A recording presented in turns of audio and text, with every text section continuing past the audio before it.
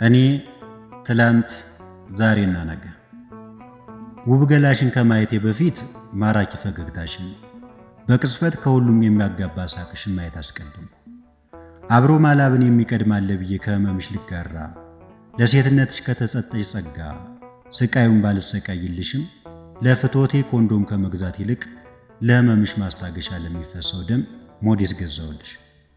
ነገን ካንቺ ጋር አሻግሬ ዘንድ ጓጉቼ ህልሜን ላጋራሽ ሐሳቤን ላካፍልሽ የድካሜን ውጤት ሀብት ንብረቴ የኔና ያንቺ ሊሆን ምኞት ፍላጎትሽን ላሳካ ያለ መታከር ልታተር ሐዘኔውን ደስታ ሁሉን አብሬሽ ልቋደስ ካልጋዬ ሳይሆን ከቤተሰቦች አስተዋወቅኩሽ።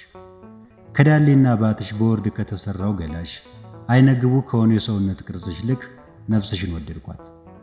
ከሥጋ የዕለት ተዕለት ጥያቄ በሰርክ ከሚደረግ የአታት ክብር በሰውኛ ተፈጥሯችን በዓለም እየኖርን ከምድርና ከኛ ከልጆቿ በየሰዓቱ የሚመጡ ነፍስን የሚያጠለሹ ተግባረ ቢስ ምኞቶችን እናሸንፍ ዘንድ ፈጣሪን አማኝ ሃይማኖተኛ ብንሆን መልካም ነው ብዬ ከጭፈራ ቤት ይልቅ ከቤተ መቅደሱ በዚህ ይገኛለሁ ካለበቱ ከማደሪያው ስፍራ ወሰድኩሽ። ከዚህ ሁሉ ማግስት ያንቺ ምላሽ ምን ነበር? የሹፈት ሳቅን አስከትለሽ ወንድነ ግን ነበር ያልሽ። ጥያቄሽ እያደረ የሚያም ቢሆንም ከተናዳፊ እባብ የሚከፋ መርዛማ ቢሆንም ሞት ላይ ህመምን እንደሚጨምር የድብ ንክሻ ቢሆንም ባልገባሽ የራስሽ ተፈጥሮ ራስሽ እንዳረክሽ ሳስብ እንደማልገባሽ ነው።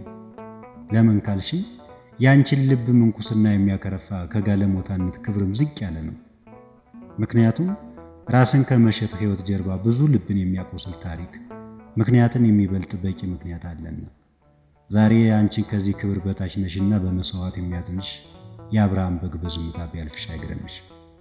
ደግሞ ነፍስ ለዘራብሽ ባስብ እንኳን የመኖር ትርጉም ላንቺ ውለታ ይሆናል።